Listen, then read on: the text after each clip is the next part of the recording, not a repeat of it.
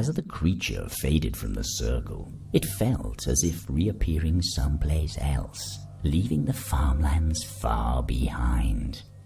Yet the creature was saddened, for even though the beings inhabiting the farm might not have given it the kindest of welcomes into this world, it had felt like a small part of their existence, recognized as a being, albeit an insignificant one, of its own. Now, as the small creature once more began to explore its unfamiliar surroundings, it felt alone. Okay, so we've got ourselves a whole new world to explore. Right? What's on the menu? Nothing's on the menu. Okay, so Earth. Ooh, spooky gremlin man. Water. Fire. I know where I'm peeking around. Looks like a clock. And The moldy stick had suddenly been set aflame and quickly burned to a crisp. All that remained was a pile of ash and a small piece of the charred stick. air. Wow. A group of Alvor had suddenly appeared up in the tree's canopy. Yeah, that's so pretty. This is really imaginative. Below the alv tree there was a stone inscribed with strange runes. And nice piece of charcoal. The creature picked up the charred stick.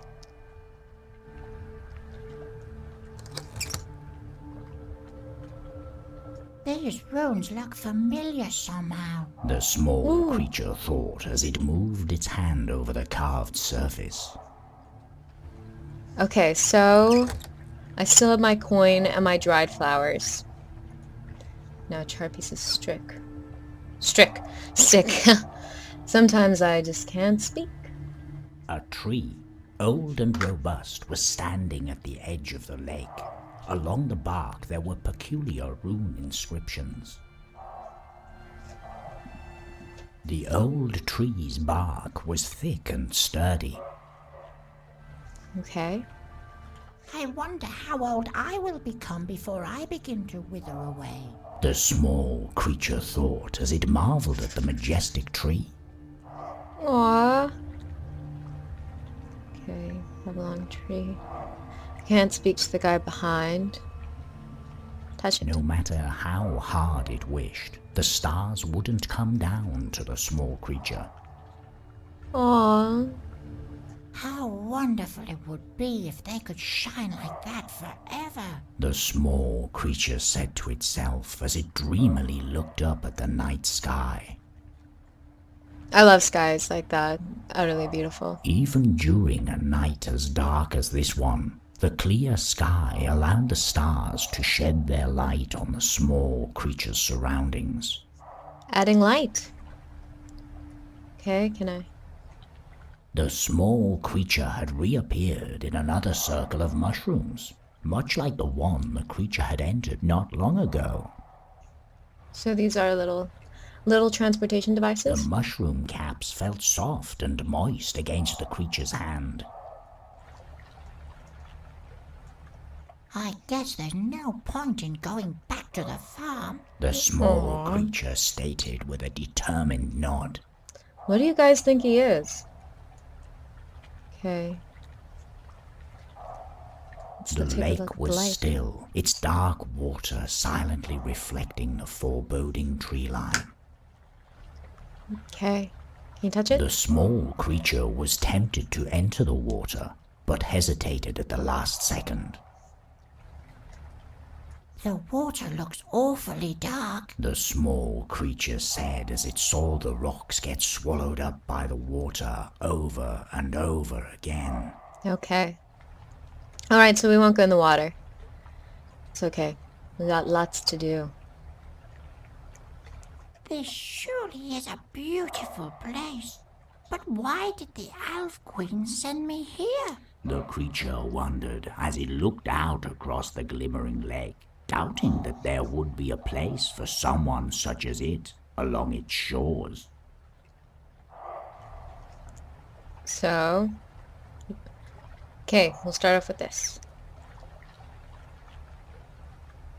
A post with an iron ring mounted on it was sticking up from the ground. If I was big enough, I could put this on my finger. The small creature said with a shrewd smile. Oh, he's so cute. The small creature lifted the ring and let it fall down again with a thud. Okay.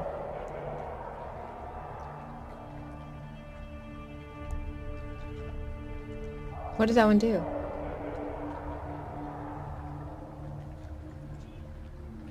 Ooh! Okay. Fire. And air. Okay, so... let's take a look at what these may be. A group of Usable bulrush for. plants were growing along the shoreline. And... I wonder if they could be of any use. The small creature said as it examined the strange grass. and pick it. The small creature reached out and grabbed the strange plants. Okay. So, there's the glade, McMahon, bottle.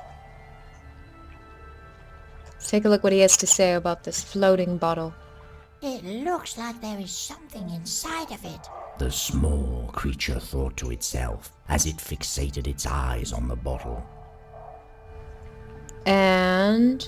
A glass bottle was floating on the lake, not giving in to the small wave's attempts to bring it to shore.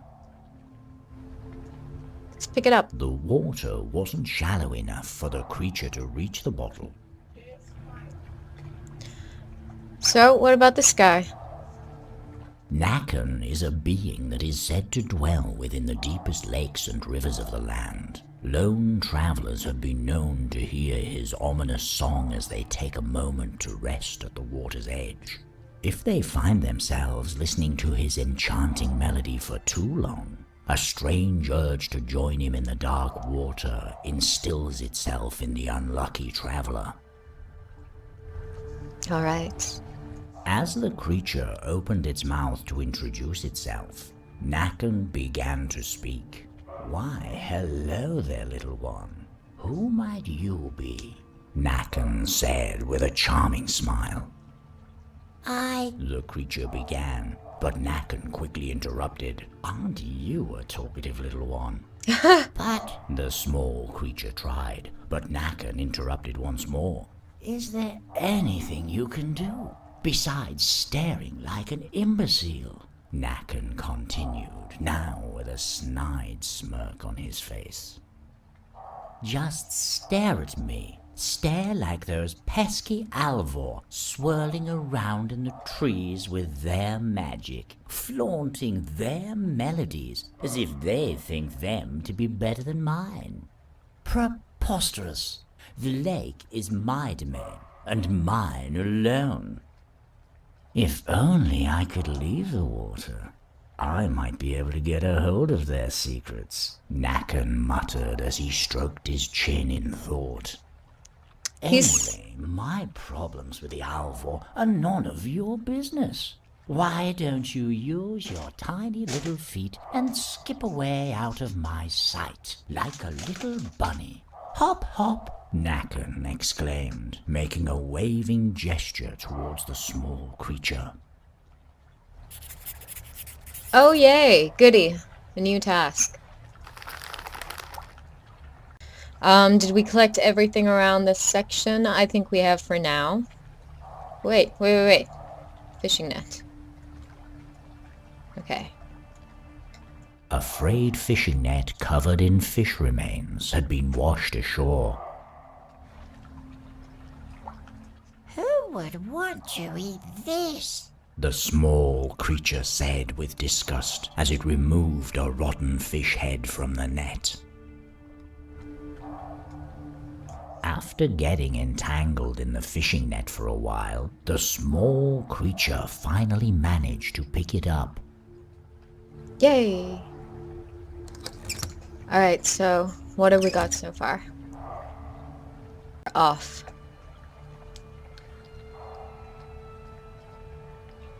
Off on this crazy adventure. Oh, look, a little fairy! Okay, so bushes. Oh no, the fairy's crying. Fire does not seem to be relevant on this page. The small creature quietly listened as the wingless Alva began to sing a sad, enchanting melody while looking towards the dark sky. Okay, so about this little shindig. A hollow shell was lying on the ground. It has a hole right through it. The small creature said, surprised by the strange shape of the shell. Now let's pick it up. The small creature picked up the mysterious shell.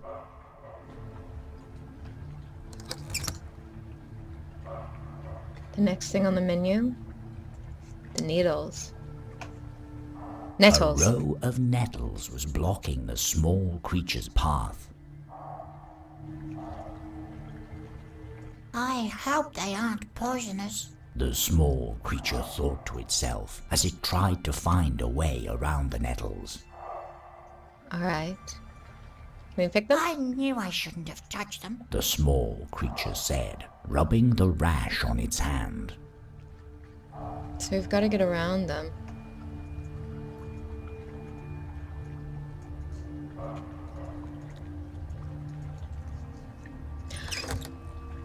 The fishing rod?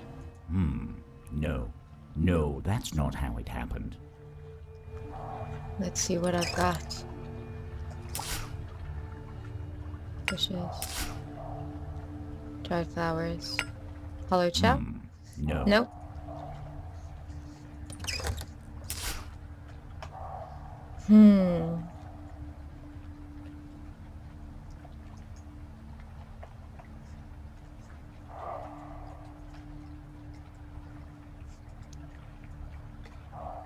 The small creature But hesitated.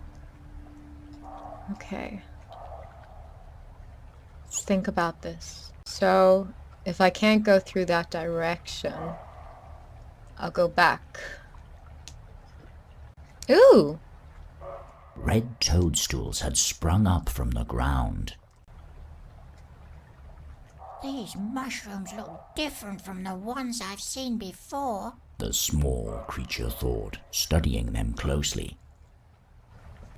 Let's pick them. The toadstool trembled slightly as the creature touched it. So I can't speak to them or anything? There doesn't seem to be anywhere else in this direction I can go to. So I'll have to. Okay, great.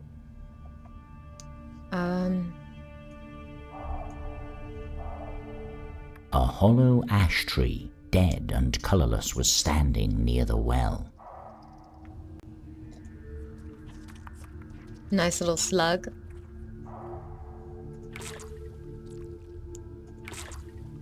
Okay. Oh, a light's illuminating from the tree. It must be something of value. At least the little ones have somewhere to live. The small creature said, watching a number of insects skitter across the bark. What a With sweet just a guy. faint touch, the bark cracked and fell down into the small creature's hand. Okay. Dead tree. The natrum is always moving from place to place, searching for something not visible to normalize, unable to rest until it has found what it is looking for. Taking the shape of a raven, It can only be seen during these darkest of nights, spreading its black wings across the sky. Oh, that's so beautiful.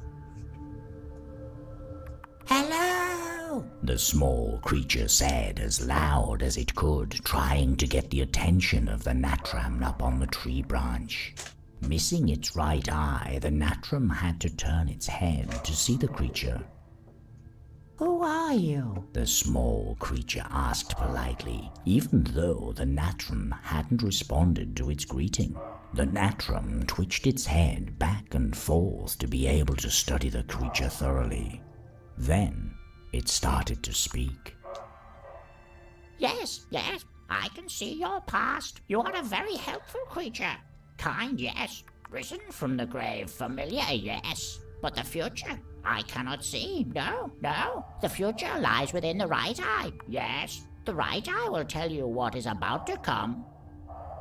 Once the right eye is back in the void, the future will reveal itself before your very eyes, yes. The Natram called out, clacking with its beak. Oh, that's so beautiful, and I was totally right if you watched the first episode. So he has been raised from the grave. Limbo, that's what I was thinking this place was. The one-eyed raven spoke of having lost the ability, sorry, that looked like a T just there. Lost the ability to see into the future. Gonna look for something for him. There's nothing there. Dead tree. Old well. In the clearing there was a long since dried up well. It looks depleted. I wonder if there could be something down there. The small creature said, as it peered down into the emptiness. That's exactly what I was thinking. As the small creature touched one of the stones, a few pebbles rocked loose and fell into the well. Okay, so no. In its escape, the snail had left a thin trail of mucus on the stones. I wonder why it was in such a hurry. The small creature thought as it tried to see where the snail had run off to. The adhesive mucus was too sticky for the creature to carry in its hands.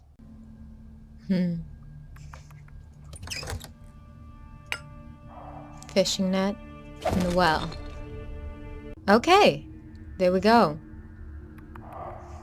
Problem solved. A professional problem solver.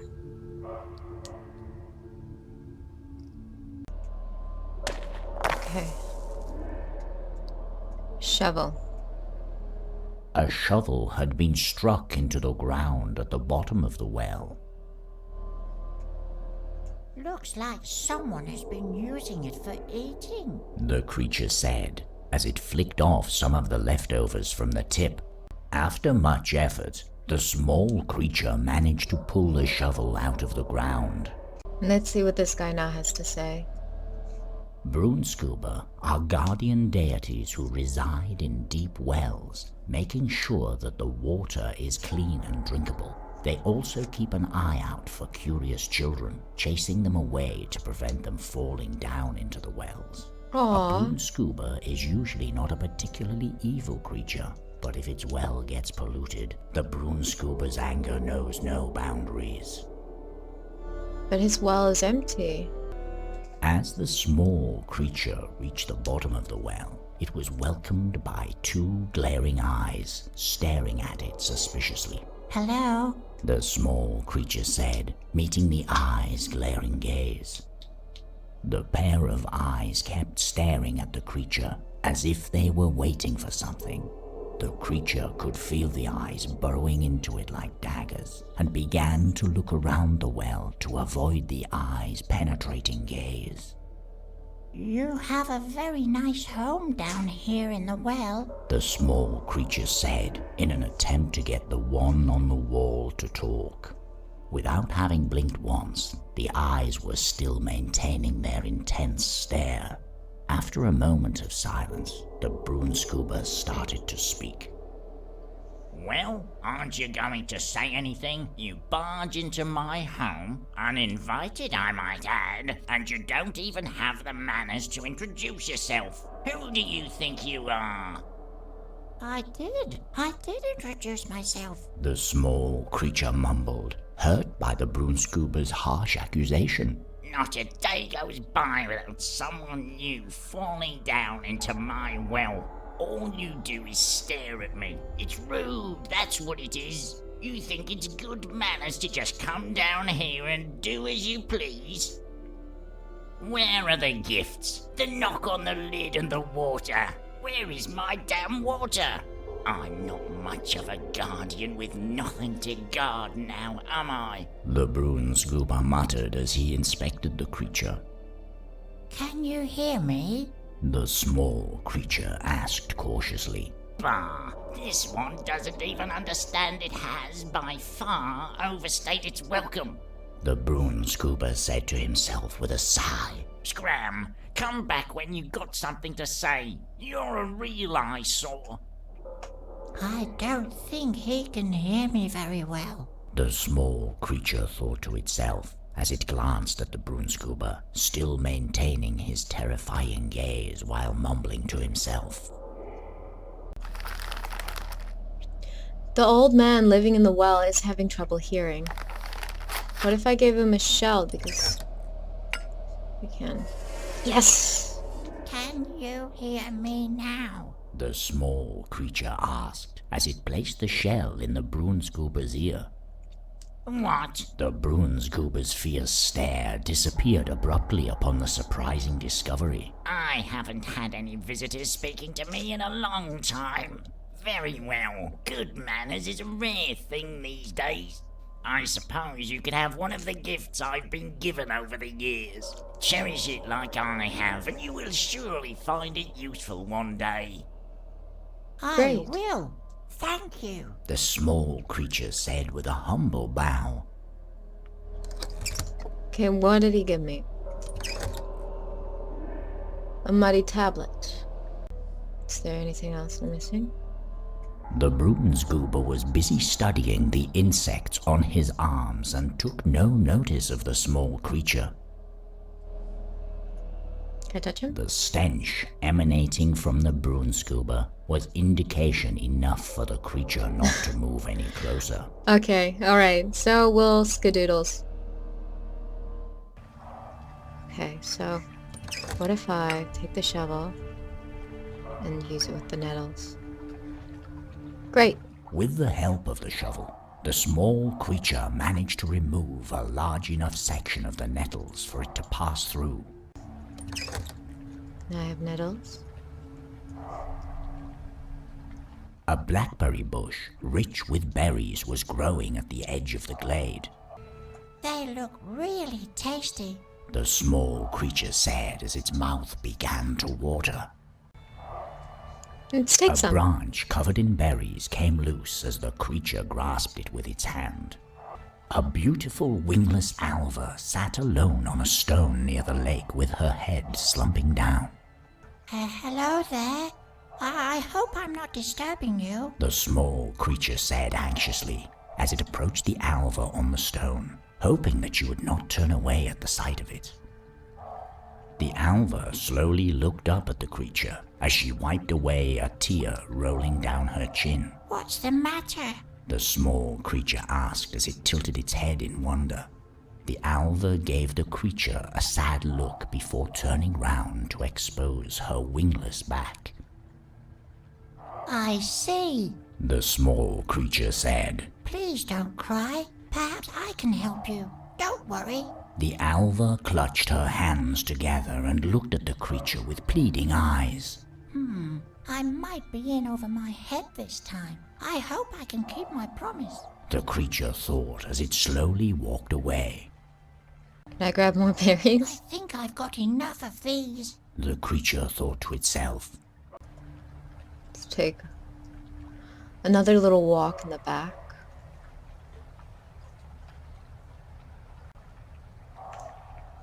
I've never met someone as beautiful as her, but still she appears so sad. The creature looked down at its tiny hands. If there is some way for me to make her smile, I want to find it. Aw, let's go find her some wings. Like a fairy. mushrooms. Okay, we have dried flowers, iron coin. No. Nope. No, that's not how it happened. I wonder what this coin will be used for. No. No, that's not how it happened. Oh, okay. That was a lucky guess. The small creature placed the bulrush pods on the stone.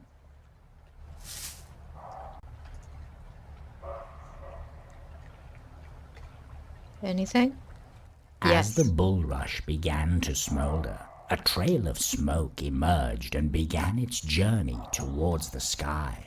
I never imagined those small things being able to create such an amount of smoke. The creature said to itself, watching the smoke being carried away with the wind.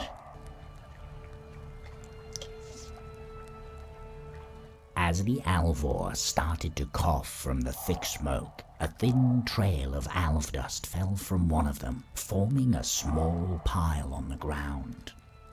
Yay! Alright. I wonder what elf dust is used for. Okay, let's see what he has to say about it. It sure does sparkle. The small creature said as it stood in awe of the beautiful powder. Let's pick it up. The small creature managed to scoop up the glowing pile of alv dust. Elf dust. Would this be like Tinkerbell's special pixie dust, and with a little bit of pixie dust, trust, and belief, you can fly? I don't want to help that guy out. He's evil. Even if I do need that bottle.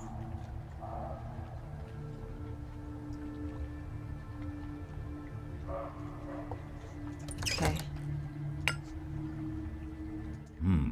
No. No, that's not how it happened. No. Suppose not.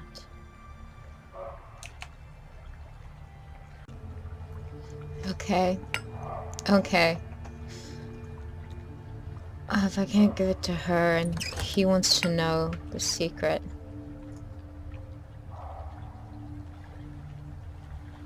The mushroom's so big. This one over here. Right. So you're gonna be a nice guy now? The small creature poured the glowing alv dust into the lake. This feeling, I can feel them. Their power coursing through me. Maybe you aren't as useless as I thought. Here's a bottle for your troubles. I'm sure you can use it for whatever it is you do, Nakan said with a sarcastic look. You may still be able to prove yourself slightly competent. Get me one of their melodies. I want to see for myself just what makes their songs so captivating. Your reward will be greater next time. Okay. The toadstools are spreading rapidly. If nothing is done, they'll cover both me and my well. Stop them, I beg you. The man in the well is desperate to ward off the toadstools. Alright. So...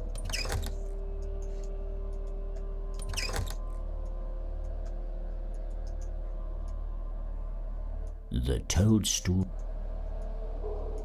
toadstool trembled. how do I...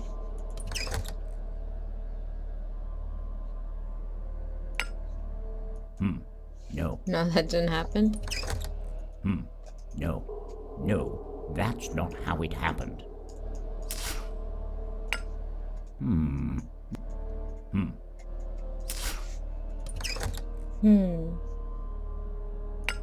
Thorny branch? No, Stomp them. Stop them. They seem to be spreading fast through the forest. the small creature thought to itself, feeling slightly concerned. If it's not too much trouble, do you think you could share your beautiful song with me? the small creature asked nervously. The wingless Alva's face lit up for a moment, giving the creature a slight nod before writing down the notes on the paper. Aw. Yay! Mission complete. So now we've got her song. It's time to meet the creepy old man that lives in the lake. Something I aspire to be in my later years when I'm an old woman. Alright, so music.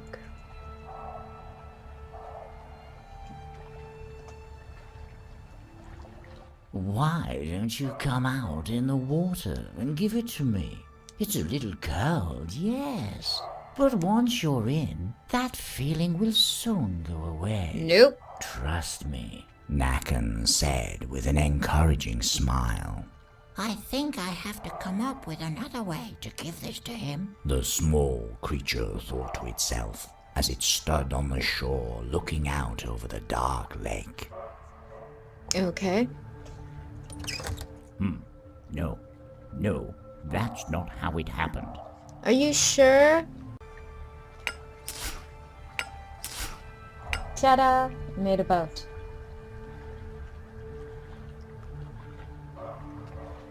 That should work nicely.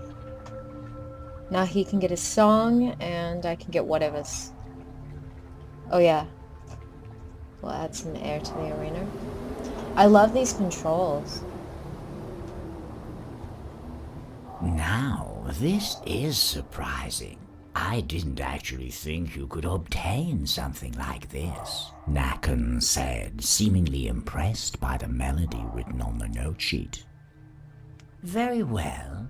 I suppose you have earned somewhat of a reward. Look into the shallow water at your feet. There should be something suitable buried in the sand. As the creature searched the bottom, it found a large mussel. Now I don't have time for you anymore. With this melody and my ability, I'll be able to surpass all others. As Nakan disappeared into the murky water, a subtle violin could be heard stemming from the depths of the lake. Okay. So what do we have? A mussel. Do we need to crack this mussel? Nope. Nope, nope. No. Okay. This then? Yes! Using the iron ring, the creature was able to break the mussel. As it shattered, a gleaming pearl was revealed. Alright. Ooh, the creature uttered, looking at the pearl with big eyes. We can use this. The creature reached down and picked up the exposed pearl. We can use this pearl for the eye of the crow. I think. Okay. Give it to this guy? Yes, we can. The void has been closed, and once again the coming times are mine to behold. The Natrum croaked as it stared into the distance. Your future is dark, yes, tumbling down into nothingness. The darkness swallows you whole, yes. There is more. Crumbling, yes. Crumbling, and then a light shining through the darkness. Escape quickly. Escape the darkness, or it will swallow you once again. The Natrum went silent as it once again stared into the distance. As the Natrum finished its foretelling of the small creature's fate, it spread its wings and flew away over the trees, bringing the conversation to an abrupt end. During its departure, the Natrum had shook off 2 of its black feathers that slowly fell to the ground. You know what we can use feathers for, right? Maybe I can use these to help the sad Alva. The creature said, watching the Natrum's silhouette grow smaller and smaller before disappearing amongst the treetops. That's exactly what I was thinking.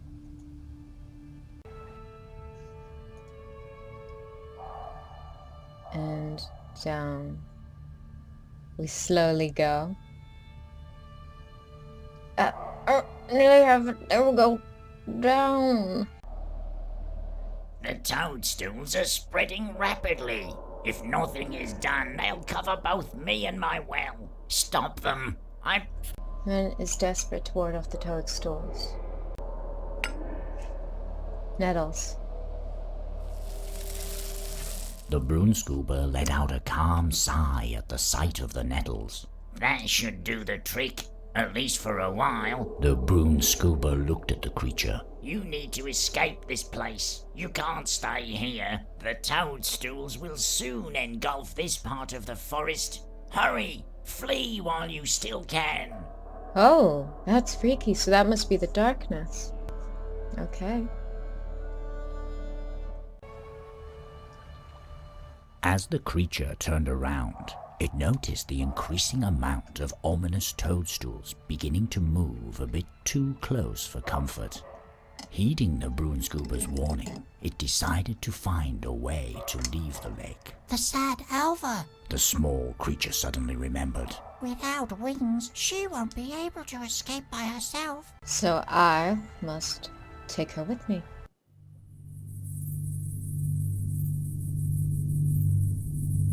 Oh, this artwork is phenomenal.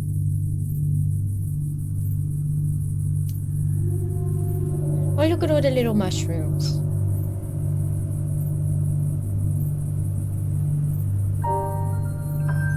Where are they taking me? Across the lake?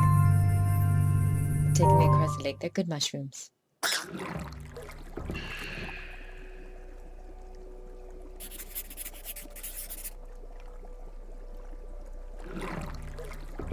What? These things are reaching. It's getting colder. Alright, so. Speak to her. Hello. Would you please put her down? You're hurting her. The small creature said warily, but got no response. The hag was tenderly staring her hot concoction, no. only stopping briefly to look up at her scrawny younglings. In her hand she held the wingless Alva, ominously dangling her back and forth beside the large cauldron. The hag prefers to build her nest on top of tall mountains, spreading her vile magic throughout the surrounding areas, infecting plant and creature alike. If you happen to come upon one of her minions, be wary not to get caught, as they will surely bring you before her. Darn mushrooms. Okay. Ew. Woo.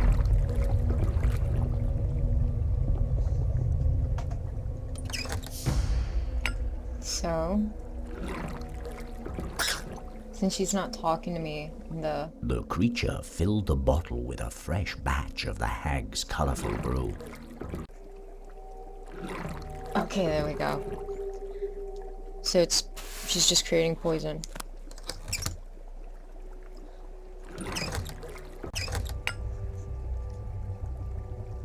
Whatever it was fell. I need to start using these guys more often. As the fire blazed, sparks from the embers landed on the hag's foot, igniting the flammable brew. Aggravated by the burn, she quickly released the wingless Alva from her clutch, turning her attention towards the small creature. I'd better hurry. It exclaimed, feeling the hag's rage building.